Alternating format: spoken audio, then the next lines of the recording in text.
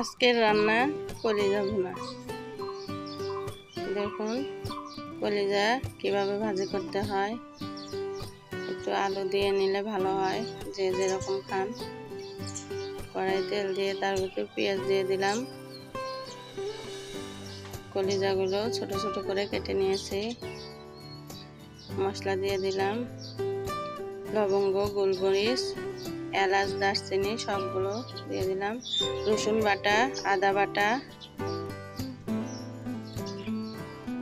কাঁচামরিচ বাটা, লবণ, হলুদ, মরিচ গুঁড়ো সবগুলো উপকরণ একসাথে দিয়ে ভালোভাবে মশলাগুলো কষিয়ে নিতে হবে। আমরা মেয়েদের নিত্যদিনের কাজই রান্না, আর সেই রান্নাটা যদি মজা না হয় তাহলে কিভাবে চলবে। দেখুন কিভাবে আমি কষিয়ে নিচ্ছি, বেশ কিছুক্ষণ কষাতে হবে।